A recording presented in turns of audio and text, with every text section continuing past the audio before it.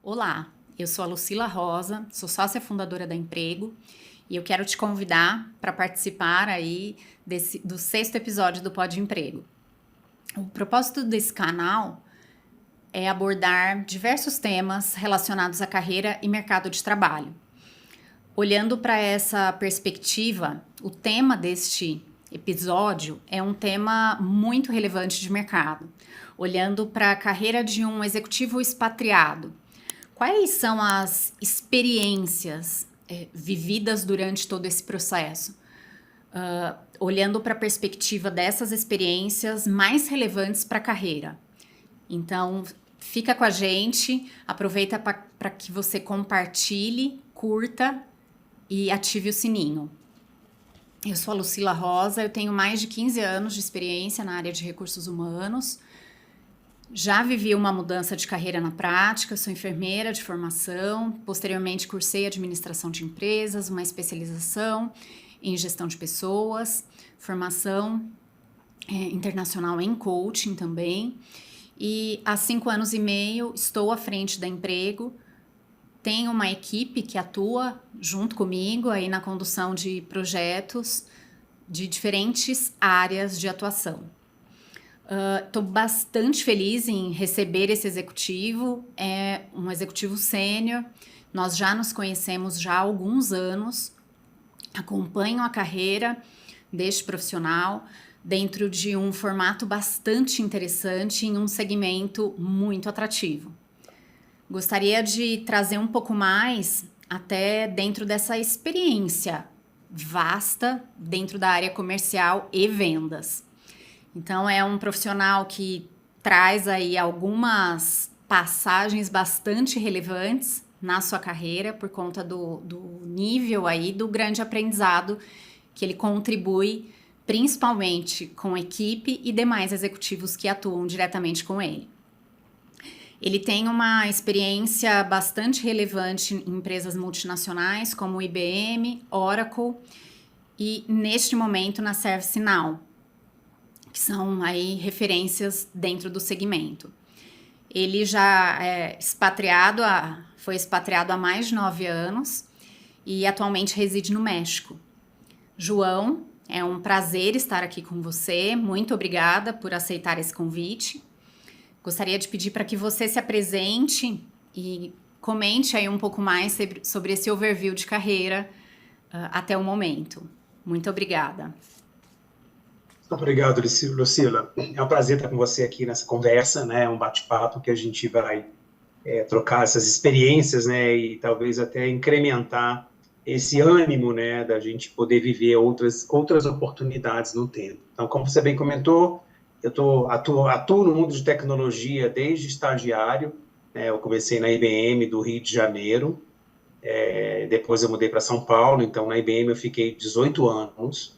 Depois eu mudei para a Oracle, fiquei 4 anos no Brasil, e do Brasil eu fui para o Peru, pela própria Oracle, e depois do Peru eu vim para o México pela própria Oracle. Então eu já estou fora do Brasil tem 9 anos, mais ou menos, né? Passa super voando, parece que foi ontem, né? Embora é uma experiência que a gente ganha muito, né? Como pessoa e como profissional. Então essa é um pouco da minha passagem aí, sempre no mercado de tecnologia, na indústria de tecnologia, atuando na área comercial, e nos últimos tempos eu tenho atuado mais na área de alianças estratégicas. Tá ótimo. Eu gostaria de pedir aí para que você complemente um pouco e traga um pouco mais sobre a sua trajetória de carreira, olhando, por exemplo, você sempre teve esse match com o segmento de tecnologia, a sua formação. Me conta um pouco mais aí sobre isso. Você já fez direcionando a sua carreira até você ser expatriado? Como que você foi direcionando a sua carreira? Essa é uma ótima pergunta, né?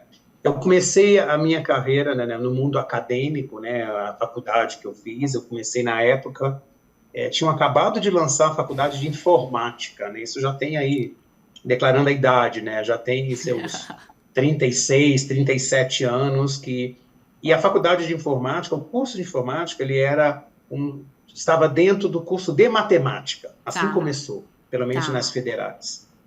E eu apliquei a primeira vez para informática, acabei não passando, passei para matemática, né, e não para informática, porque eram pouquíssimas vagas na Universidade Federal Fluminense de Niterói, né, onde eu morava, né, sou carioca, nascido em Niterói. E aí eu comecei a fazer a faculdade de matemática, mas eu não fiz nenhum match com aquilo, né? Tipo, eu não quero ser professor, gosto, eu acho que cada um tem que ser o seu estilo, Sim, e felizmente, ainda bem que as pessoas gostam dessas cadeiras, e senão a gente não tinha os professores aí disponíveis, e super agradeço esse interesse, mas eu não me identifiquei muito com isso. E aí resolvi fazer engenharia de telecomunicações. Entrei em engenharia, e passei para engenharia de telecomunicações também na UF, e a engenharia é um curso que normalmente os 2 primeiros anos é muito básico. E eu tinha sempre aquele incômodo, né, da teoria com a prática, o calendário que não estava muito direito a trabalhar e tudo isso, e eu ficava com aquela, digamos, que é o que acontece muito com os jovens, né, em relação a isso, né, esse desejo de fazer um curso e ao mesmo tempo trabalhar. E aí eu abortei tudo isso e resolvi sair do Brasil, né? Então, a minha primeira experiência, né, vivendo fora do Brasil, eu tinha 20 anos e eu fui morar em Boston. Isso foi um projeto que tem muito a ver com essa questão de viver fora, né? Porque eu desfrutei muito de ter a oportunidade de viver em outro país, muito mais que a experiência, né? A experiência acadêmica. Eu tinha sonho de falar fluentemente inglês, eu tinha um sonho de sentar na cadeira de Harvard, e eu consegui realizar esses sonhos, talvez não na plenitude, porque eu acabei não me formando em Harvard, mas eu consegui estudar em Harvard. Mas deixou isso para mim, plantou uma semente desse interesse de conhecer outras culturas, de vivenciar outras experiências, né, de sair da nossa zona de conforto, né, porque você sai de casa, e isso tudo ficou acumulado aí, essas características nunca saíram de mim. Essa decisão de morar fora, ela simplesmente ressaltou essa característica. Então, aí eu voltei dos Estados Unidos, eu fiquei 1 ano e 2 meses em Boston, voltei e resolvi mudar drasticamente, resolvi fazer administração de empresas. E por que fazer administração de empresas? Porque, na época, eu entendi que a administração ela contempla várias frentes.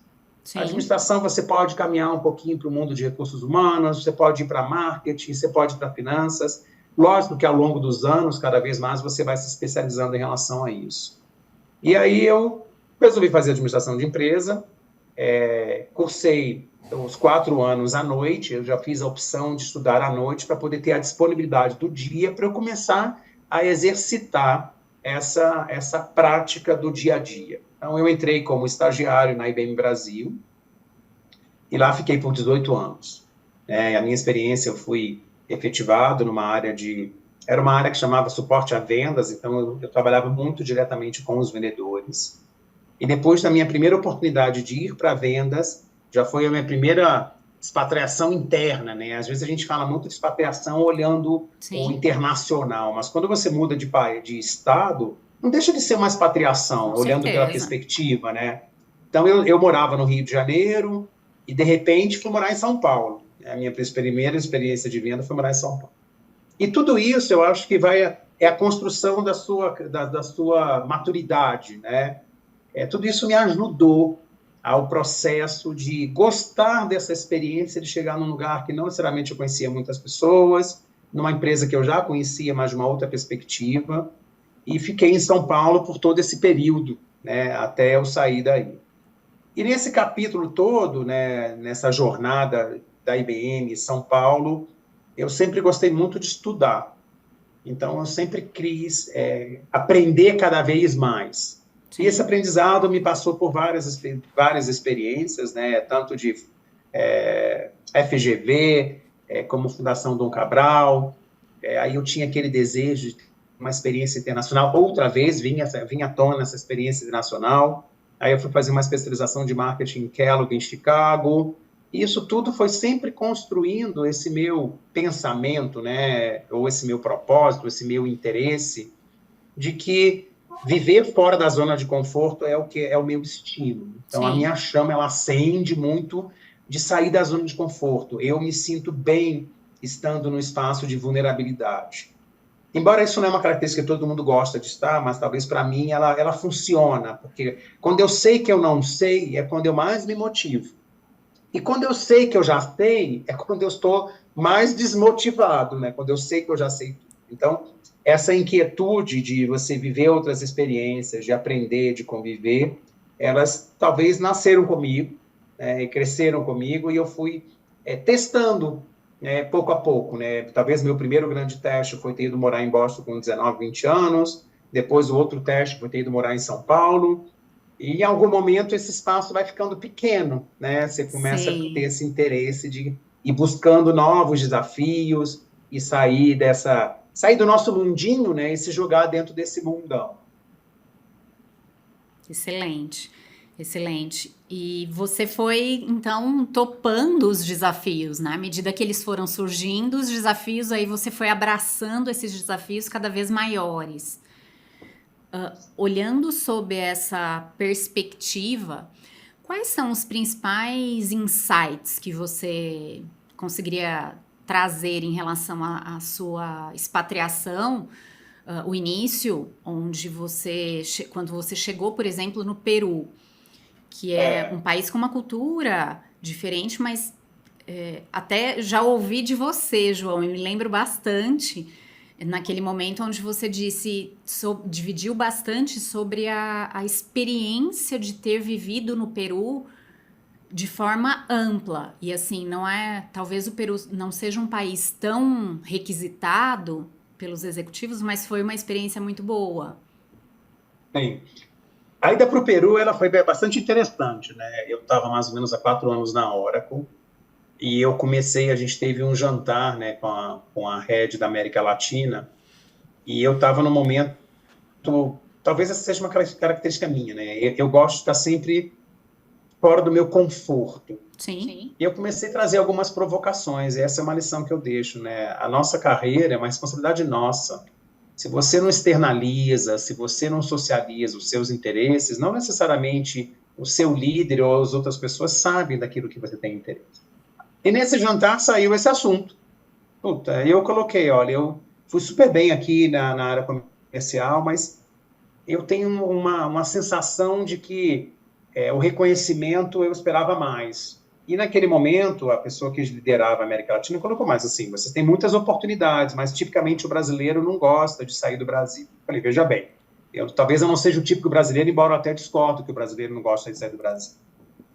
E a gente começou essa conversa nessa noite, e aí no dia seguinte ela marcou um café da manhã comigo para eu falar um pouquinho mais. E daquela mesa que estavam ali, talvez eu fosse a última pessoa a ter essa conversa, né? Porque eu tinha um filho pequenininho do meu segundo casamento, um filho também ainda pequeno do primeiro, quer dizer, eu tinha uma situação num entorno que talvez não fosse tão propícia para eu me aventar esse tipo de conversa. E aí ela colocou, olha, eu tenho 2 alternativas para você. Uma delas é você morar na Colômbia e cuidar da Colômbia e Equador, para a divisão de negócios que eu já trabalhava. A outra é você ir para o Peru, para ser responsável pelo Peru, Centro-América e Caribe. E nesse momento, né, a minha esposa estava grávida da minha segunda filha, da terceira, né? Eu falei, puta, para onde a gente vai? E aí começamos, assim, no jantar eu já comecei a escrever no WhatsApp, e também acho que tem muito a ver por uma questão também familiar. Naturalmente, que você jamais vai tomar uma decisão para mudar de país quando você está casado, está relacionado com outra pessoa, quando você tem família. Em qualquer circunstância, você tem que... É uma decisão que envolve mais pessoas. Quando envolve só você, ok. A Mas complexidade por é menor, coincidência, né? né, Quando você tem você é sozinho ali no processo de tomada de decisão, essa complexidade é muito menor. sem Olhando. dúvida nenhuma, né? E aí, por coincidência, né, os tios dela estavam vivendo no Peru, em Lima. Isso ajudou muito, porque pelo menos a gente tinha uma célula ali familiar. E aí começamos essa conversa, isso foi mais ou menos em julho, agosto, não, perdão, foi abril, maio, mais ou menos por aí. Eu sei que início de agosto, eu assumi oficialmente a operação. E aí uma coisa que sempre me perguntam, mas por que você escolheu? Peru. Lógico que o fato de ter um familiar lá contou muito, mas a minha decisão do ponto de vista de carreira é porque eu achei o desafio mais amplo. Eu ia trabalhar com Peru, Centro-América, que é um conjunto de países, Sim. e Caribe, que é um conjunto de outros N países, né? E naquela época a gente ainda tinha Venezuela, mas já estava no término dessa operação. E eu achei essa oportunidade muito interessante pela grandiosidade de diferenças, né? Não era um país, um idioma e uma cultura, eram vários países, o mesmo idioma espanhol, né? Mas que com as suas variantes. Eu falei, nossa, isso vai ser tão interessante para mim, mas eu já tinha uma visão de longo prazo. O que eu quero dizer com visão de longo prazo? Eu quis, pouco a pouco, ir fortalecendo a minha bagagem executiva e de conhecimento das culturas para ser um profissional com uma responsabilidade América Latina mais completo. Tá. Você viver no outro país, você conhecer uma outra geografia. E aí eu fui para o Peru. O que eu deixo aqui como mensagem? Eu fui meio até ousado, né, pelas questões de família e filhos e tudo isso. Um planejamento para onde você vai é muito importante. Eu não fiz esse planejamento completo. Embora eu fui morar em outro país, eu não fui numa condição tão favorável do ponto de vista de expatriado, uma condição que eu digo uma condição financeira. Tá. Eu fui localizado, caracterizado como um estrangeiro morando em outro país, e acabei pecando por não olhar numa visão 360. Tá bom. Então, eu deixo aqui também um pouquinho dessa mensagem para quem estiver escutando em algum momento. É muito importante analisar como é que funciona a saúde nesse país, como é que se é seguro-saúde, se é plano-saúde, como é que é a questão da moradia, tipos de contrato. Então, tem umas pegadinhas aí ao longo desse caminho, que às vezes você, quando se joga assim, você passa certas dificuldades. Por exemplo, linha de crédito, cartão de crédito, o banco só entrega, mesmo você tendo o respaldo da empresa, depois de um determinado período. Você tem que construir histórico creditício, como é que você faz declaração de imposto, o que você faz com o seu imposto de renda do Brasil, se você dá a saída definitiva do país. Então, tem toda uma seara em torno que você, às vezes, está olhando só de uma forma muito simplista, que é bom. Porque também, se você olha para toda essa complexidade, você pode até tomar a decisão de não fazer. Né? Então, eu prefiro me jogar e vou aprendendo do que ficar buscando motivos para não fazer. Então, esses foram os fatores que me motivaram, e foi assim, nunca imaginei, naturalmente, né, quando você fala em viver em outro país, não vem Peru, Lima na sua cabeça, né? Mas foi uma experiência super bacana, até porque era uma característica muito diferente, e ali foi um bom test drive, né, para você entrar no mercado muito maior, por exemplo, como é o mercado do México. E você tem que lidar com essa diferença gigante, né, que isso me alimenta demais. Você sabe os quadrantes, né? Sei que não sei que não sei, porque você acaba descobrindo um espaço que você nem sabia que não sabia. Eu gosto muito de viver essa questão dos quadrantes, né? O quadrante, ele diz, sei que sei, é o seu ambiente controlado, é um ambiente que você já sabe. Sei que não sei, é um ambiente que também é controlado, porque você sabe as suas áreas de desenvolvimento, sim, né? Sim. É aprender o que eu não sei. Tem um outro quadrante que é não sei que sei, né? Que você... Nossa, de repente alguém fala sobre um tema ou algum assunto, você fala, não, nossa, eu nem sabia que eu sabia disso. Né? Acontece isso. E tem o quarto quadrante que é não sei que não sei. E essa vivência internacional, ela te deixa muito no quadrante de não sei que não sei. E é um quadrante que eu gosto de mesclar no meu dia a dia, de não saber que eu não sei, porque isso traz a grande oportunidade de você nunca estar na sua zona de conforto, né? Você está sempre no modo de aprender, de experimentar, de provar, de entender que, especialmente quando você chega em outro país, é que você é que tem que mudar. A cultura não vai ser mudada. É você que tem que se adaptar a uma realidade e num espectro menos de vitimização, entendeu? Quando você faz uma escolha. E isso me fortalece muito de entender que quem tem que se adaptar às questões, desde o clima, né? E eu passei bastante dificuldade com o clima do Peru, por exemplo. Porque o Peru, Lima, É uma cidade que 9, 10 meses do ano ela é cinzenta, mas cinzenta sem chuva, um clima super úmido. Sim. E aquilo, eu que sou carioca, né, amante do sol, eu viajava Destoa muito, né? muito, né? Dessa. Muda muito, porque é uma Sim, realidade muito diferente. Você até entra num espectro, você é mais o efeito London, né? O London Fog, né? E Lima é um sim. London Fog, um Lima Fog, por dizer assim, mas sem chuva. É uma cidade extremamente úmido, que não chove. Você sempre acha que vai cair aquela tempestade, mas nunca cai a tempestade. Então, esses são componentes que vale a pena até você avaliar. Porque a boa notícia é que eu viajava bastante, né? Porque como eu tinha uma geografia muito ampla, eu tinha que viajar demais. Mas tem condições que, às vezes, você pode fazer algumas escolhas. Talvez não seja o melhor local. Se você não gosta muito de frio, talvez não seja a melhor opção você morar no Canadá. Sim. Isso são coisas que você tem que colocar, né, para você mesmo, pelo menos excluir aquilo que você entende que não vai fazer muito sentido para você, embora todos nós, seres humanos, somos extremamente adaptáveis, né, a qualquer realidade. Mas, naturalmente, que cada um é cada um, né? Então, para mim, aquilo sim me trazia um certo incômodo, né, a questão do clima, mas os outros benefícios eram tão interessantes, né? Coisas básicas, né? Você vai no supermercado, você vê aquela diversidade de frutas, não sei quantos tipos de batata. E trazendo mais a tônica para a questão da carreira, né, e do trabalho, eu acho que é muito natural que você chegue com uma dose ativada de humildade. Porque certamente se você está ali, é porque você tem algo para agregar. O que eu tinha muito para agregar naquela geografia era a capacidade de execução, né? Porque se necessitava colocar on track uma série de indicadores de vendas, gestão de pipeline, saber os recursos corretos. Mas quem conhece a cultura, quem conhece o país, eram pessoas com quem eu ia trabalhar com eles.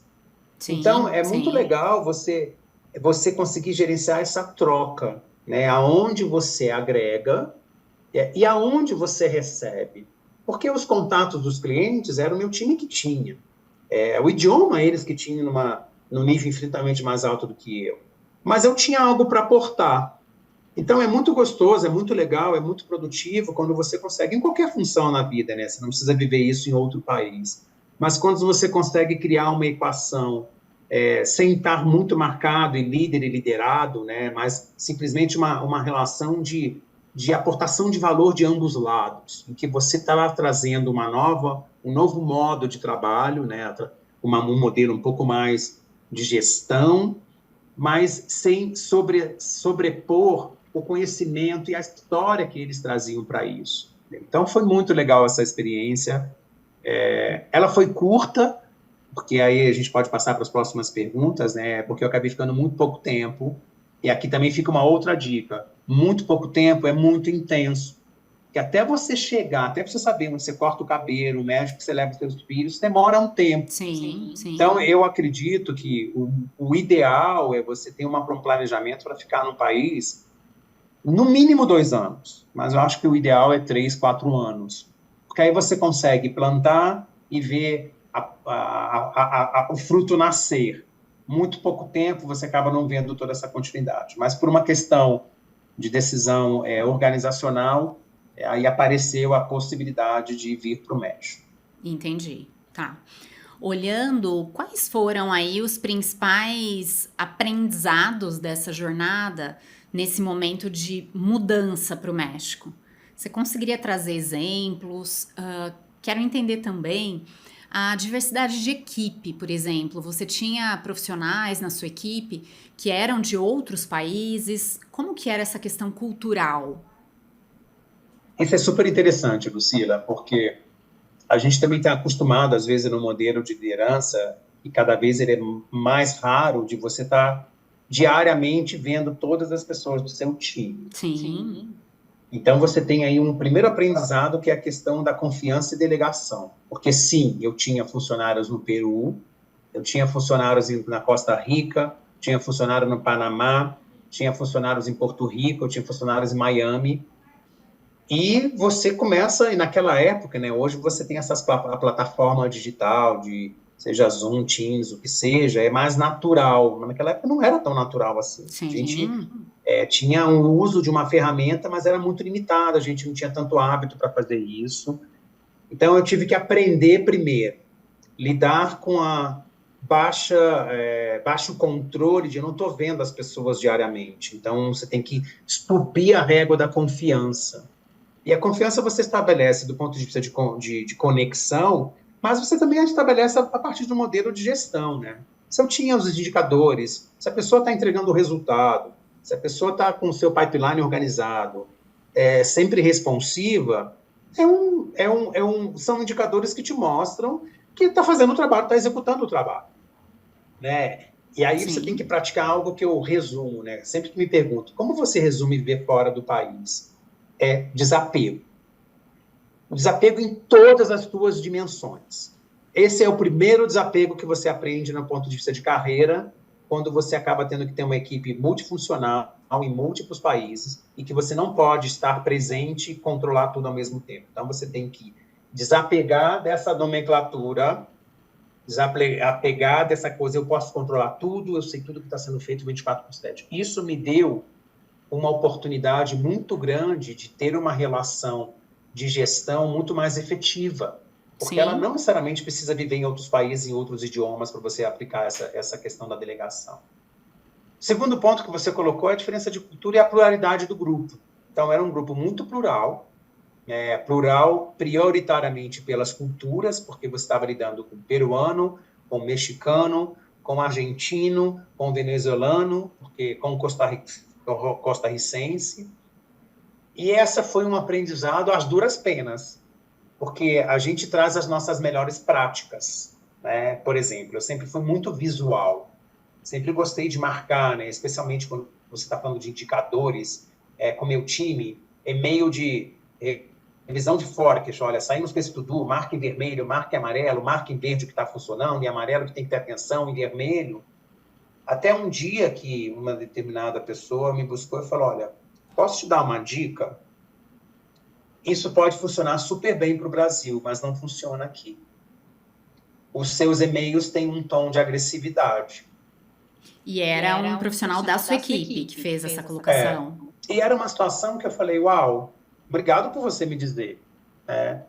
Porque isso você não vai aprender nos livros. Não. Você não vai aprender, por mais que a gente tenha o nosso código de éticas e isso, mas para mim, e tudo na vida também tem a questão de intenção e percepção. Jamais a minha intenção naqueles e-mails era agredir a ninguém. Era simplesmente definição de tarefas, o que estava funcionando, o que não estava, o que a gente tinha que melhorar. Mas a questão da cultura, para uma determinada cultura, para não ser muito direcionado, aquilo para aquela cultura pode ter um contexto completamente diferente. Então, você recebe um e-mail que te gerava repulsa, porque o e-mail vinha muito carregado de muitas cores, e cores típicas de scorecard, né? Sim, verde, amarelo, vermelho, laranja, e aquilo trazia uma situação de agressão. É como se eu estivesse mandando um e-mail com uma punhalada, digamos assim.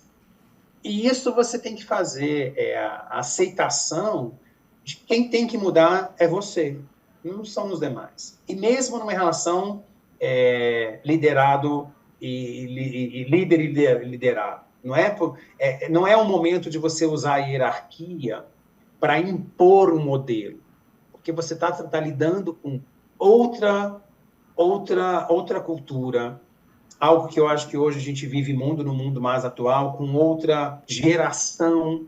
Eu ia fazer agora esse paralelo, né? Porque queira ou não queira, a gente pode extrapolar essa conversa aqui em muitos aprendizados, porque hoje a gente está inserido no mundo corporativo, você está lidando com uma pluralidade de experiências, de idade, de gênero, de opção, de perspectiva de vida. Então, tudo isso tem uma amplitude muito maior do que você acaba tendo a capacidade de ter um entendimento em relação a isso. E quando aconteceu isso, eu dei um passo atrás, falei, bom, mas como é que porque é difícil, né? Porque você acaba ficando nesse paradigma. E agora, o que eu faço? Eu também não posso me bloquear a um limite da execução se eu posso estar ferindo alguma cultura que eu desconheço. Eu não sabia que eu não sabia. Entende? Sim, Eu não sabia que eu não até porque sabia. você está E aquilo tinha um replicando contexto. o que você Exatamente. tinha ali dentro desse movimento de gestão. Totalmente. E isso traz uma prerrogativa do papel da liderança, né? É da gente criar uma relação tão positiva, né? Tão aberta, tão de confiança com o teu time, que as próprias pessoas vão ter a oportunidade, de uma maneira segura, de colocar para você aquilo se está bem ou se está mal. E aí entra um pouco a minha essência de ter um modelo de liderança mais humano, né? Quando você estabelece essa conexão humana, eu acho que você deixa esse espaço de oportunidade de ter uma relação franca, de dizer, né? Olha, Sim, isso aqui não funciona, isso aqui não é bacana, esse tipo de situação é uma situação que você respondeu com um contexto muito agressivo, porque tem a questão, não necessariamente eu sou agressivo por pessoa, mas a gente talvez é mais frontal, o brasileiro eventualmente tem uma questão nossa cultural de ser mais direto ao ponto, ser mais objetivo, especialmente quando você está fazendo uma gestão de resultado, uma gestão de negócio, e você acaba tendo que ajustar alguns parafusos. Eu acho que eu tenho certeza que você não tem que mudar a sua essência, especialmente quando você tem a sua direção correta. Mas não significa dizer que você não tem que ajustar alguns parafusos, falar, puta, eu tenho que dar um passo atrás, porque eu estou lidando com outro tipo de cultura que eu não aprendi, né? E não tenho, por mais que você possa ler, porque tem livros para isso, aqui no México tem vários falando sobre isso, mas o dia a dia é muito diferente de qualquer coisa do ponto de vista acadêmico, né? Quando a literatura te ajuda, talvez a você colocar pontos de relevância sobre áreas que você tem que observar. Mas o dia a dia não tem como você fazer em relação a isso. Então, o que eu trago dessa experiência no primeiro momento primeiro, eu sei que eu não sei nada. Já parte dessa premissa. Porque o que você vai enfrentar na sua vida pessoal e profissional é muito diferente do que você já enfrentou antes. sim. Essa Coisas básicas, abertura, né? né? Para essa abertura aí do novo. Totalmente, totalmente. Então, você não sabe de um monte de coisa. Mas eu acho que a grande lição para tudo isso, e quando eu tive essa experiência depois de vir para o México, eu já adquiri um aprendizado, né, de lidar com isso que me foi mais fácil, né, porque eu já estava um pouquinho mais antenado em relação a essa questão do trabalho com uma cultura diferente. Então, eu até digo, o meu primeiro ano no Peru, cuidando dessa operação, foi meio que um estágio, né, que me trouxe uma musculatura melhor para operar num país, inclusive com uma dimensão muito maior, com uma perspectiva muito maior. Você tem um nível de responsabilidade infinitamente maior quando eu vim morar no México. Entendi. Tá. Como que você descreve, olhando para você, e aí pelo tempo que nós nos conhecemos, eu entendo que você tem um modelo de liderança bastante humanizado, olhando para os profissionais, independente da posição que eles ocupem, mas de forma bastante pessoal, e olhando o quão alinhado está o escopo desse profissional, as expectativas que ele tem para a carreira. Como que você foi construindo esse seu modelo de liderança com o passar dos anos? Na verdade, eu acho que esse é um processo de evolução, né? E a maturidade te traz outras bagagens e Com outras certeza. experiências, né? E você também vai aprendendo muito com as lideranças que você teve. Inclusive, você aprende o tempo todo, inclusive o que não fazer, né? E todos nós sabemos o que você não gosta, ainda que você tem que conviver. É muito diferente essa conversa, né? Porque você tem que conviver com situações dentro do mundo corporativo que talvez você não goste. Agora, te dá a oportunidade de ser diferente quando te toca, né?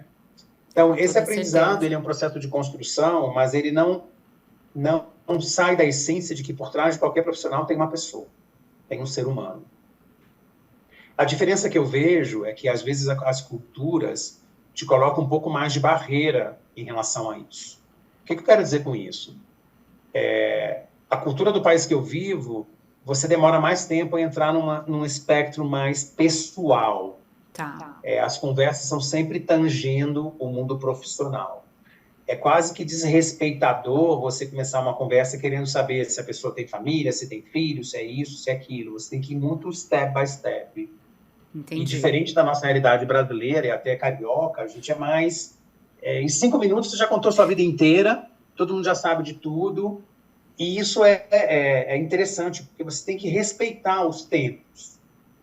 Porque as outras pessoas, o seu time, está começando a te conhecer.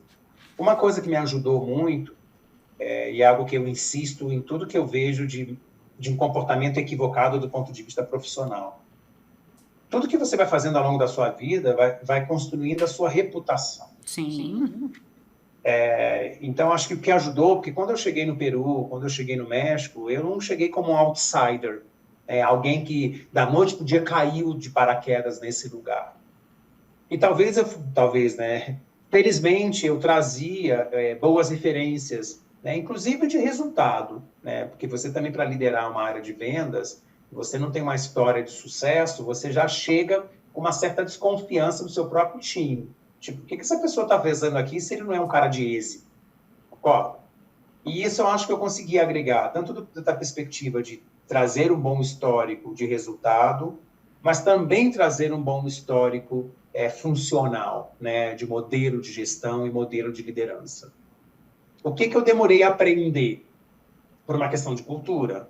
Que o tempo de você conseguir um employee intimacy, né, que é um indicador que traduzindo para o bom português, é a intimidade, mas porque às vezes a gente confunde a palavra intimidade, né? É uma intimidade ética, né? É uma intimidade de você conseguir que a outra pessoa se sinta à vontade de falar coisas que impactam a vida dela. E uma dica que eu dou, que eu uso, mas tem que ser muito genuíno: abra você esse espaço. Dê você essa oportunidade de trabalhar, por exemplo, eu tenho filhos. Olha, esse período aqui eu tenho reunião na escola.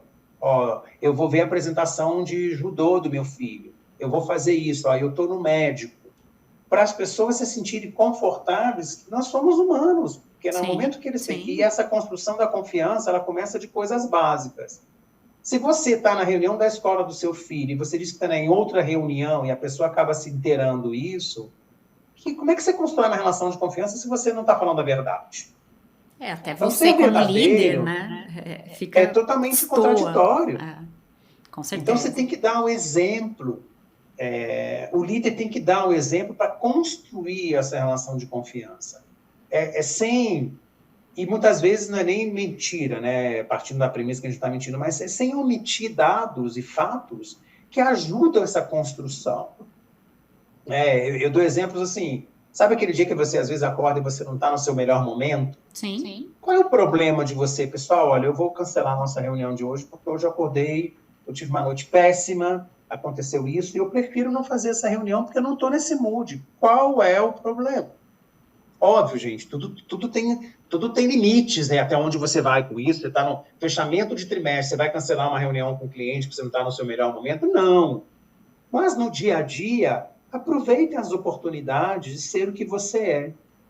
E eu digo que hoje isso se torna muito público. As pessoas sabem quem você é. Até porque a gente acaba permitindo, de alguma maneira, através da mídia social, você mesmo dá essa oportunidade de se colocar ali. E se aquilo não é real, não vai durar muito tempo. E partindo da premissa, né, que o nosso trabalho ocupa tanto tempo do nosso dia, tem que estar muito mais próximo de você ser o que você é do que você construir um personagem que você não consegue sustentar por muito tempo. Agora, tudo na vida tem consequências. Né? Também tem profissionais que você também tem que identificar que não querem ter esse nível de employee intimacy. E você tem que respeitar. E não é melhor nem pior, simplesmente é uma característica pessoal da pessoa. Uma característica pessoal e da pessoa, né? Uma característica pessoal que não quer extrapolar um pouquinho mais em relação a temas pessoais. Mas eu tive oportunidade, situações de profissionais que se sentem encorajados de trazer conversas e situações de uma forma tão tranquila e não numa forma que a hierarquia pudesse acabar com isso. Entendeu? Eu sou extremamente desfavorável ao uso da hierarquia na construção de um relacionamento sustentável e humano. Sim. Eu acho que aí a gente tem que se colocar no mesmo nível de que todos somos seres humanos. e deixar claro que a hierarquia ela existe, que as posições existem por uma questão de governança, por uma questão de experiência, por uma questão de modelos, e mais do que isso, por uma questão de você conseguir desenvolver o seu time para que eles cresçam. Com certeza. Olhando para os eu dou muito próximos exemplo. desafios, steps aí que venham. Lógico, e tem coisa melhor que um líder tem quando o time dele é reconhecido, quando você tem a oportunidade de promover um indivíduo contributor a gestor. Esses são momentos únicos que você acaba desenvolvendo em relação à sua carreira.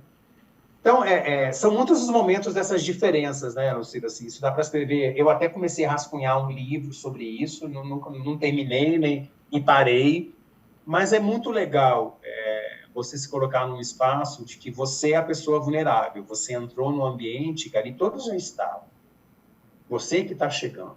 Como todo e qualquer bom novo entrante, o seu comportamento tem que ser muito mais humanizado, respeituoso, muito mais de escuta do que de fala, capturando a contribuição de cada um, dedicando muito tempo ao one-to-one. Essa é uma disciplina que eu faço com muita frequência com o meu time, ter espaços de conversas e é engraçado, né? Quando o time, às vezes as pessoas não estão preparadas, você marca uma one-to-one, ficava todo mundo meio desesperado. O que vai acontecer? E vinham cheio de informações numéricas.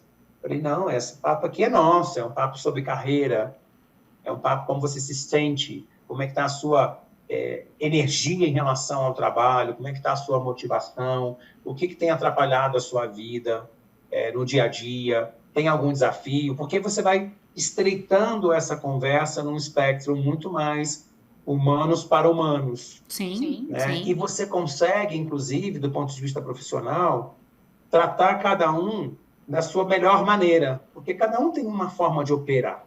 Eu já tive funcionário que, cara, de manhã a pessoa não funcionava. Ele gostava de trabalhar overnight, até de madrugada. E nessas one-to-ones, uma vez saiu esse assunto, eu falei, olha, a única coisa que você tem que ter cuidado é se os jobs que você faz de madrugada, você precisa de alguém, porque a empresa não está disponível com recursos de madrugada. Então, se você está fazendo alguma coisa que você precisa de alguém de operações, alguém de finanças, alguém de algum lugar, não parta da premissa que essa pessoa vai estar disponível. Então, isso é muito interessante. Eu acho que essa é a grande dinâmica, indiferente se você é expatriado ou não expatriado, a dinâmica do líder é criar o melhor ambiente para os seus colaboradores. E na questão do expatriado, é você respeitar que você é a parte entrante nova. Sim. Você não nasceu, não viveu nesse país. Você traz uma cultura e você tem que entender o que você pode agregar e o que eles podem agregar para você. E sair dessa posição que é só você que pode agregar. Não, essa eu acho que é o tipo de arrogância que jamais um novo entrante tem que ter. Tem que ser uma troca. Você está trazendo algumas coisas que podem ser agregadas, e por quê? Especialmente quando é claro que trazer alguém de fora, e que as pessoas que estão ali têm a responsabilidade e a oportunidade de agregar os componentes pela experiência e pela vida que eles têm. É diferente você... O mexicano nasceu mexicano e viveu mexicano, concorda? Eu nasci brasileiro, hoje eu estou mexicano, porque eu vivo no México. Sim, mas sim. Desde os valores mais básicos, desde de onde você for, a forma da educação familiar, história familiar, tudo isso conta e se torna talvez mais latente quando você vive em outro país. Mas, por um momento, vamos lembrar que isso conta em qualquer lugar, porque cada um de nós veio de um lugar, tem uma história de vida, tem uma história de família, que sim, tem uma relação direta no nosso comportamento como profissional. Tá ótimo. Eu acho que a forma como você faz essas colocações já exemplifica bastante sobre o profissional aí arrojado que você é, no sentido de uma liderança muito transformadora, entendendo além dos muros e dificuldades que possam existir, entendendo dentro dessa composição de equipe multifuncional, equipe aí bastante diversa em diferentes localidades, mas que você consiga integrá-los de forma bastante coesa.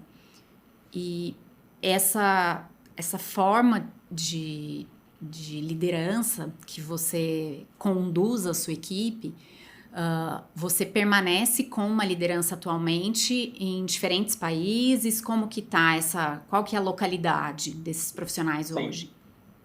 E digo uma coisa, né? Não é simples, tá? Eu tô aqui contando, né, pelo tempo que a gente tem, mas isso é um processo que também é traumático em alguns momentos, Sim, né? com certeza. Porque requer muita dedicação, requer muita energia, requer muita humildade e requer, acima de tudo, coragem, né, para você enfrentar tudo isso. Eu vejo que, junto com a palavra do desapego, eu coloco a palavra coragem, né? Porque você tem que ter coragem para se jogar dentro de uma seara dessa. Hoje, sim, eu tenho uma função América Latina, e isso é importante comentar, porque todos esses meus passos, eles sempre foram bastante pensados. Por mais que eu me jogava, mas não era uma decisão tão esquizofrênica, talvez esquizofrênica seja a palavra correta. Não era uma decisão meio de fazer um Lego sem pensar no formato Como que seria do Lego. compor aí essa carreira? E qual era o meu objetivo? Ser cada vez mais um profissional preparado para gerir a América Latina. Porque a América Latina, ela tem os dois principais países da América Latina, é Brasil e México. Então, eu tenho a experiência do Brasil, eu tenho a fluência do idioma do Brasil e eu tenho a experiência do México. E isso é super interessante, né? Porque como você vê o mundo da América Latina, ou a grande maioria das empresas, especialmente de tecnologia, é especialmente liderada por brasileiros, que não necessariamente viveram isso. E não necessariamente tratam essa diferenciação como uma forma tão natural. Sim. E isso, às vezes, acaba sendo muito explícito, como se fosse desculpas. Cultura não é desculpa. Cultura é cultura. Nós que temos que entender que faz parte da cultura. E não usar a cultura como desculpa. Entende? Imprescindível. Para ambos lados. Sim. Para ambos os lados. Então, hoje a minha missão é a América Latina. É algo que eu gosto, até porque a oportunidade você tem de ir para o Brasil, eu tenho família no Brasil, é sempre muito agradável. E eu tenho profissionais, né, basicamente México e Brasil, pela estrutura da ServiceNow. Mas a tendência, né, o filme é cada vez a gente está mais presente em todos os países da América Latina no processo de expansão geográfica. E isso é algo que também me chama a atenção, né, essa perspectiva de poder contribuir no processo de expansão. Então, eu gosto dessa diversidade, mas mesmo quando você lidar com isso, não necessariamente hoje a gente trabalha no modelo só de quem você lidera, né? Você trabalha com tantas equipes, com tantas pessoas, que estão espalhadas pelo mundo inteiro. Então, assim, meu chefe é americano, eu sou dotted line com uma pessoa que fica no Brasil, e você tem interação com gente da Europa, você tem interação com gente do Canadá. Isso eu acho que é de uma grandeza tão interessante, porque te dá a dimensão que a sua função ela vai muito mais além da quantidade e do perfil dos profissionais que você lidera. Esses são os que vocês têm responsabilidade direta. Porém, a gente está inserido num mundo tão global, num mundo tão mais além do que isso, que tire proveito disso.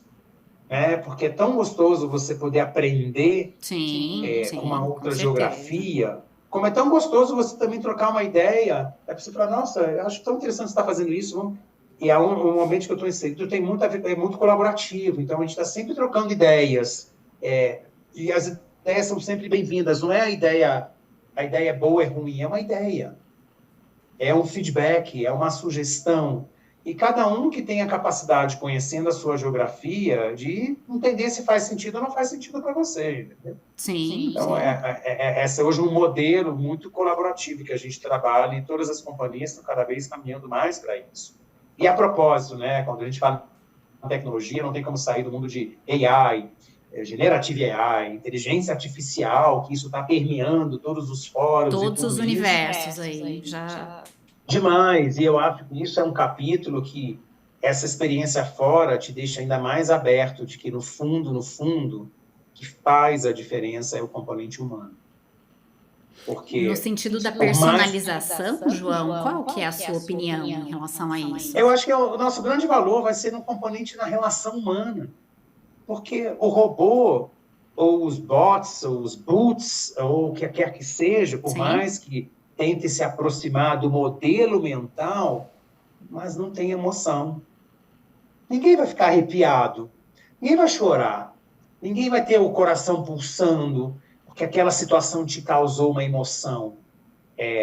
Emoção pode ser positiva ou negativa, dependendo da situação que você está vivendo.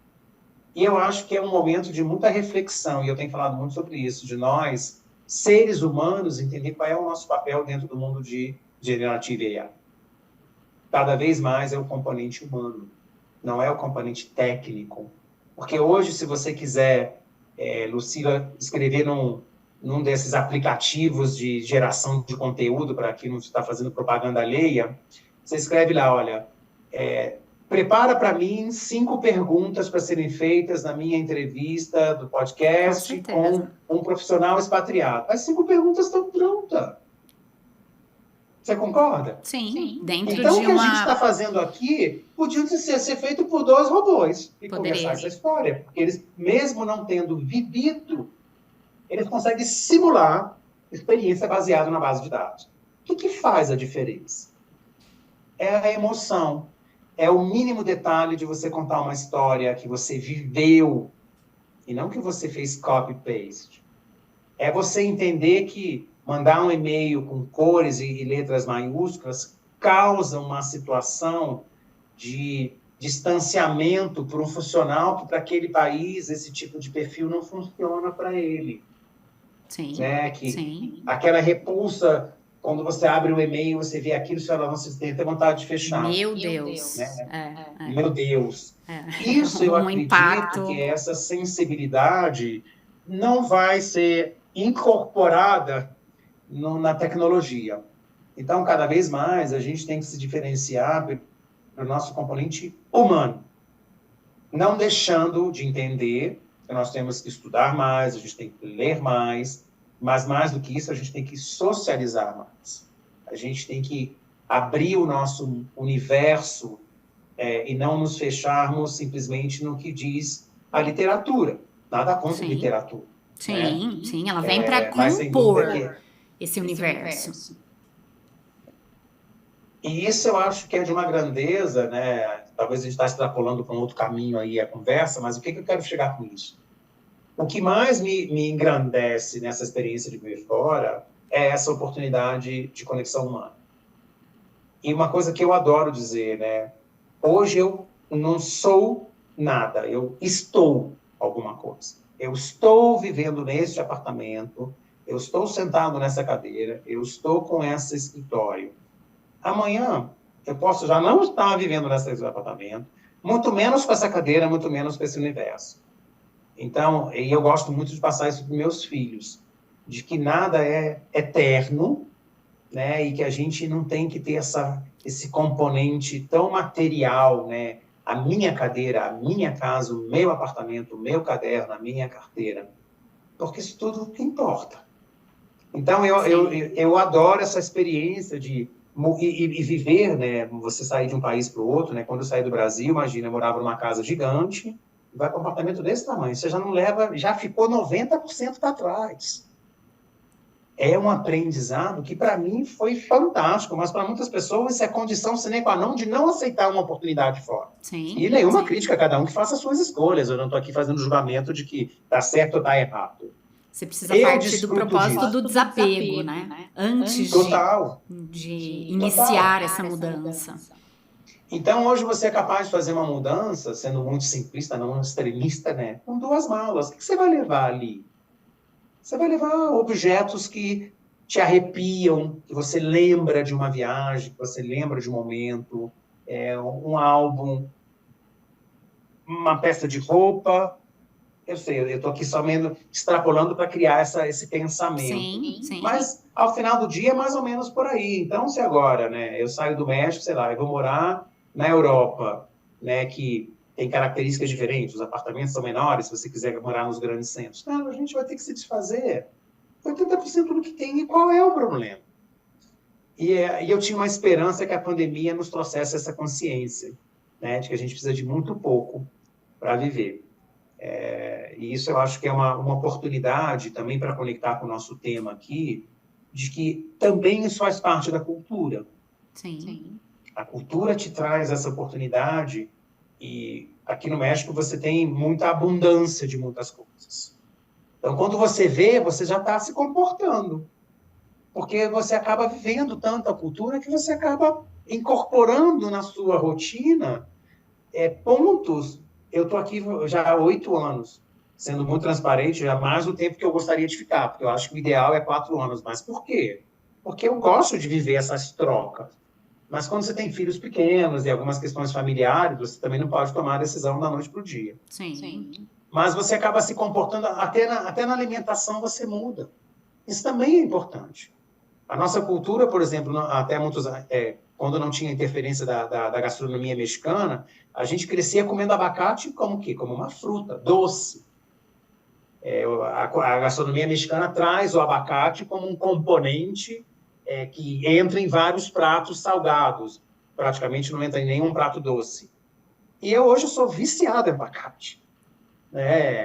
O típico, tem muito chile, é muito picante.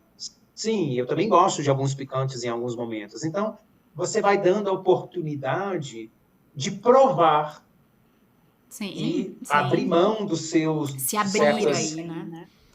De se abrir. Então, você está o tempo todo provando, experimentando e vivendo. E é muito legal você ver, né? Tenho 3 filhos. O mais velho mora no Brasil, tem 21 anos. E a Alice tem 8 e o Rafa tem 11, que mora aqui no México. Eles praticamente não sabem o que é viver no Brasil. A Alice foi morar no Peru com 3 meses e o Rafael com 3 anos. Então, é tão legal você ver como eles navegam entre as diferenças de cultura, as diferenças de idioma, de uma forma tão bacana. Como é que vai ser a vida deles no futuro? Eu acho que vai ser mais fácil essa adaptabilidade. Com certeza. Porque eles já estão inseridos nesse contexto. E aí você faz aquela pergunta, você previa sair do Brasil? Assim, não foi algo que foi planejado, eu quero sair, eu quero para o Peru. Jamais seria planejado. Ali já com uma data de saída prevista. Mas eu acho que o maior estímulo que eu posso deixar aqui dessa conversa, estejam abertos às mudanças, estejam abertos ao novo, estejam abertos a se dar a oportunidade de sair da sua zona da certeza, da zona do profundo conhecimento, porque a gente acaba se tornando um profissional mais completo e uma pessoa melhor, E eu não consigo segregar uma coisa da outra. Não adianta você ser um profissional mais completo se você não é uma pessoa melhor. A gente tem que subir a barra dos dois ao mesmo grau de prioridade. Eu quero cada vez mais ser uma pessoa melhor e um profissional melhor. E uma coisa está conversando com a outra, porque ao final do dia eu sou a mesma pessoa, por mais que você tenha os seus chapéus diferentes de acordo com a sua capacidade. E essa vida fora, deixa isso muito latente, muito forte. E viver fora também é saber lidar com chegadas e partidas, porque isso é um outro desafio gigante, que é o seu networking, o seu convívio, os amigos que você faz. Quem que você vai agregando aí na sua rede, né? E você vai agregando e as pessoas vão mudando. Eu, como sou funcionário localizado, eu hoje sou funcionário do México, mas quando você lidar com uma comunidade muito grande de expatriados, você já pode ter certeza que daqui a 3 anos é outra configuração, porque as pessoas já foram embora. Eles vão mudando de país. E isso também é interessante, porque você também deve se provocar para tentar ter um grupo de amizades de fim de semana mais diverso. Seu grupo vai ser só brasileiros expatriados, daqui a 6 meses você pode estar sem nenhum amigo, porque todos foram embora. A amizade perpetua. A gente tinha um grupo de brasileiros gigante aqui, que até hoje a gente está. Um está na Alemanha, o outro está na Pensilvânia, o outro está em New Jersey, outros voltaram para o Brasil. E isso a gente mantém, esse grupo vivo. E de vez em quando a gente se encontra em qualquer outro lugar. E isso eu acho que é muito interessante também, porque você vai expandindo o seu conhecimento a esta proporção.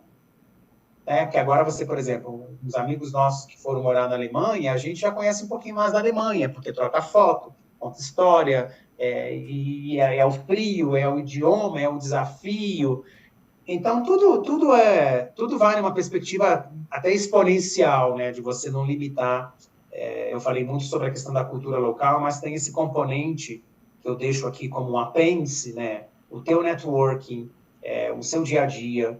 Até isso, você tem que aprender a ter menos. Sim. Até isso, você tem que aprender a ter menos. Porque eu vou para o Brasil, eu encontro desde amigos que são amigos desde a alfabetização, amigos que são das empresas que eu trabalhei, amigos que da faculdade. Então, você construiu uma história que cada vez você for colocando mais gente. Quando você chega nesse estágio em outro país, o seu network fica muito limitado. Se você tem filhos, provavelmente você vai fazer algumas amizades, dependendo da idade dos filhos, né? Com os pais da escola. A cultura também entende que não necessariamente se faz muitos amigos no trabalho, porque também tem uma questão da cultura. Às vezes as pessoas não gostam de fazer muito essa mescla que às vezes o brasileiro faz. Vamos sair, vamos para o happy hour, e vamos fim de semana fazer um churrasco juntos. Isso não é muito a cultura daqui. Então você acaba limitando muito essa sua amplitude de ter um network tão extenso no seu dia a dia. Outra vez, é a prática do desapego. Esse é um desapego que dói um pouquinho mais, porque é um desapego humano, sim. Né? Não é um desapego material. E aí ter uma função regional, para mim, é uma maneira de eu manter isso um pouco quente, né? Porque como eu tenho a oportunidade de viajar para outros países, então você está sempre podendo encontrar com as pessoas que fazem parte da sua história até você ter saído de lá. Excelente, excelente. Acho que é uma contribuição muito importante, olhando para essa perspectiva de estar aí imerso em uma outra cultura, dentro de um outro país com características diferentes. E o que agrega bastante valor, né? Traz bastante valor dentro dessa perspectiva. E quando você está bastante aberto para este momento, você entende aí as entrelinhas onde você consegue gerar valor também na posição em que você ocupa. Olhando aí em relação à liderança, você tem uma bagagem, João, muito ampla, olhando para essa questão aí de um exemplo bastante forte desta liderança humanizada e uma liderança muito diversa, no sentido da escuta, no sentido do aprendizado. Como que você pautou o seu desenvolvimento? Você tem referências de liderança que te motivaram a desenvolver a liderança nesta estrada aí que você vem construindo no decorrer dos anos? Como que é isso? Essa é uma pergunta bastante reflexiva, Lucila, mas eu tenho algumas referências e referências, né? Quando você coloca como referência, eu digo que referência é igual a feedback, não tem bom, não tem ruim, mas são referências. E eu tive uma referência, não vou citar nomes naturalmente, né? De uma liderança que me ensinou o que não fazer nunca, né? O que não fazer nunca. E o não fazer nunca entrava muito na seara humana, trabalhando no limite do desrespeito, sabe? Sim. Desrespeito de horário, de respeito de condição, desrespeito a interesse, desrespeito de controle. E isso eu aprendi muito como não ser, o que não fazer. Né? Porque não tem nada pior quando você experimenta isso me dá um pouco de angústia, porque às vezes você sabe o que não é para fazer, daqui a pouco você se pega fazendo igual. Porque também tem a questão do exemplo. Mas eu também tenho grandes lideranças que eu aprendi muitas coisas. E aprendi muito mais esse capítulo de que seja você mesmo. Tome cuidado de não mesclar, né? Porque esse é um desafio que eu acho que... Eu costumo partir da premissa que todos nós somos seres humanos, né? Então, todo mundo tem uma dose de ser humano. Sim. Né? A escala com que você usa esse seu lado mais humano, esse lado menos humano, vai variando de acordo com a cultura da empresa, de acordo com a tua posição, mas no final do dia todo mundo tem e você poderia dosar isso. O que eu vejo é que as pessoas às vezes são um pouco mais resistentes para que o time ou os demais não entre numa seara de que o cara é tão gente boa que o resultado não importa. o cara é tão bacana, é tão humano, que se eu não fizer isso, não vai acontecer nada. Eu acho que esse é o grande medo entre você deixar as coisas fluírem e o resultado não acontecer e você começar a criar uma outra versão sua. Puta, eu fui tão gente boa, tão bacana, e olha o que deu. E você começar a se rotular, como se diz, a se diminuir ou tirar a intensidade dessa conexão e passar a ser aquele robozão, entendeu? Sim, sim. Vamos ter essa reunião neste formato, nesse padrão, tem que trazer essa informação e tchau.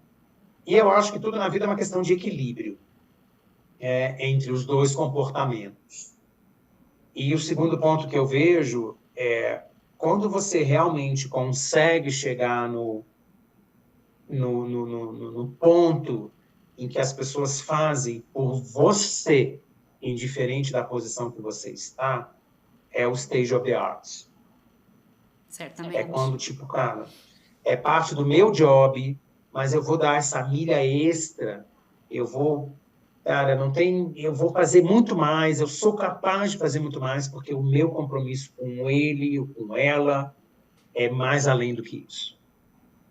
Então, é muito difícil você chegar nesse contexto. Então, a sua pergunta traz muito essa reflexão, né? Eu, sim, prefiro insistir o máximo de tempo no meu modelo de liderança, porque eu consigo ser mais eu nesse estágio.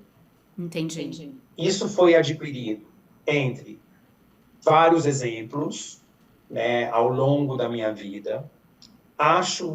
Não tenho certeza que tem muito a ver com a minha personalidade, com o meu propósito, né, de dedicar, de gostar de fazer isso. E eu tive a oportunidade de fazer um curso em Michigan que falava sobre liderança positiva. E esse curso também foi um divisor de águas para mim, porque passou primeiro que ele... quando você sabe que não sabe, mas você já pratica, quantas vezes acontece com a gente no dia a dia, né? Você já faz alguma coisa e depois você descobre que tem uma teoria, que tem um modelo que faz exatamente o que você está fazendo. É natural isso. E o que fala de forma muito resumida? A liderança positiva é o mesmo esforço que você dedica fortalecendo seus pontos positivos, ele exponencializa numa proporção muito maior do que gastar esse esforço para tratar as suas áreas de oportunidade. Que hoje a gente já não fala mais em defeito e qualidade. Sim. O que sai, pontos aí de desenvolvimento. E isso para mim no dia a dia, você tem que encontrar como líder quais são os pontos positivos e fortalecer os pontos positivos do teu time para que o outcome seja infinitamente maior, ao invés de você estar buscando mini defeitos e botar toda a energia naqueles defeitos. E essa teoria, além de tudo, ela coloca que à medida que você vai exponencializando os seus pontos positivos, você tem uma grande probabilidade de neutralizar o seu ponto negativo. Então, veja só a magnitude de tudo isso. Eu aplico isso, já passou a ser meio como meu DNA. Eu vou tentando identificar o que as pessoas são mais fortes e todo o meu processo de mentoria, todas as mentorias que eu faço, é baseado em liderança positiva ou psicologia positiva. Você tem que encontrar, a gente tem que ser capaz de fazer uma lista com 100 coisas boas que a gente sabe fazer e não fazer uma lista com 100 coisas boas de coisas que eu não sei fazer. Óbvio, a gente tem que separar componente mais humano e componente técnico. Outro dia eu estava tendo uma discussão, não, mas eu não sei falar inglês, então eu posso fortalecer. Não, aí é muito básico esse pontos a desenvolver. Meu filho faz relações internacionais, ele tem N competências positivas, mas ele não estava falando inglês fluente. Falei, cara, não adianta. Não vai ter nada que vai sobressair de você não ter a fluência do inglês, concorda? Então, não vamos colocar o inglês nessa conversa. Sim. Aqui. Você tem que colocar aqui coisa. Você é comunicativo? Fortalece o seu comunicativo. Você não é muito organizado? Então, fortalece o seu comunicativo, porque isso vai te ajudar. Ele vai se sobrepor, né, perante a organização. Vai te colocar. Você não gosta de ler, cara, mas tem maneira de adquirir conhecimento, que não necessariamente é ainda mais no mundo de hoje. Vai para o e-book, lê matérias pequenas, segue pessoas que falam de temas que você gosta, que você se interessa de uma forma mais rápida. Existem várias maneiras de fazer isso, sem você estar te diminuindo o tempo todo. E eu vejo que essa é uma busca constante. As pessoas estão sempre olhando o outro numa perspectiva de encontrar as áreas de melhoria. Sim. Ao invés de colocar é só trocar a lupa. Coloca a lupa de observação do que você faz de melhor, o que você é melhor. E gasta energia com isso, porque você vai ter um potencial muito maior de crescer. Então, isso me ajuda muito. Esse curso, para mim, foi o divisor de águas. E ele fala muito sobre sua melhor versão. A gente, quando está na nossa melhor versão, é onde a gente entrega tudo da melhor forma possível. Então, o meu desafio como líder é sempre colocar o meu time na melhor versão deles. Porque eles, com certeza, o resultado final vai ser infinitamente maior. É simples? Não. É no coletivo? Não necessariamente. Você, para colocar as pessoas na sua melhor versão, você também tem que trabalhar no individual. Com então, certeza. Você tem que ter boas mensagens no coletivo, mensagens no individual. E tenha certeza que nunca vai estar todo mundo na sua melhor versão, porque a gente tem a vida, né? Tem as questões pessoais que acontecem, que tiram a gente desse norte, e aí o desafio é você conseguir integrar. Mas desde que o resultado da equipe esteja muito mais próximo, que todos estão na sua melhor versão, e quando não estão, eles tenham a liberdade de declarar que eu não estou na minha melhor versão, e o outro pode, por uma questão humana, pode dar um pouco mais para repor aquilo que aquele outro não está podendo fazer. Excelente, João. Acho que você trouxe aí uma contribuição muito rica, olhando para essa perspectiva do como olhar para o profissional dentro do que ele faz de melhor e como potencializar essas fortalezas.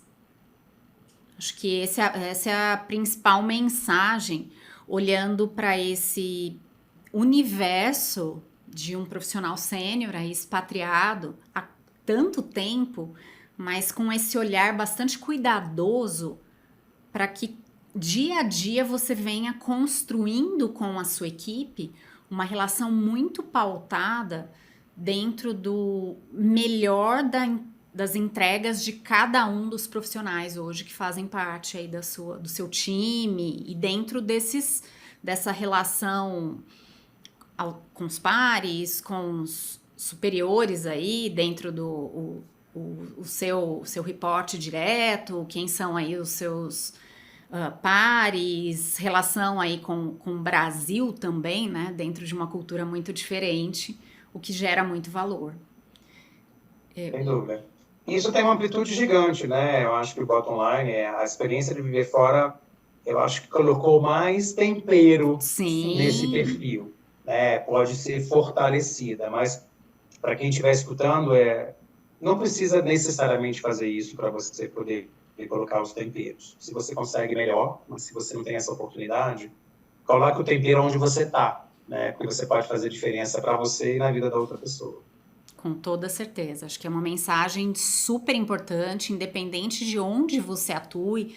Se você tem aí uma carreira, é um profissional expatriado ou almeja uma expatriação, que você esteja bastante aberto a esses desafios e que você os abrace da melhor forma para o que com certeza vai impactar no seu sucesso como líder dentro de uma nova cultura, também inserido aí dentro de uma nova cultura. João, eu gostaria muito de te agradecer, muito obrigada pela sua disponibilidade aí para nossa conversa. É sempre um prazer imenso estar com você, por todo o aprendizado dentro de uma perspectiva muito interessante, muito abrangente, dentro dos insights que você traz a cada conversa aí que nós temos. Muito obrigada. Eu que agradeço, Luciano. Um prazer. Estamos juntos nesse projeto. Muito obrigado pela oportunidade de estar compartilhando e, quando precisar, estou à disposição. Tá ótimo. Muito obrigada. Um grande abraço. Obrigado. Obrigada. Agradeço você por ter nos assistido no 6º episódio do Pod Emprego. Aproveita para curtir, compartilhar e ativar o sininho. E aguarde também o nosso 7º episódio. Até mais!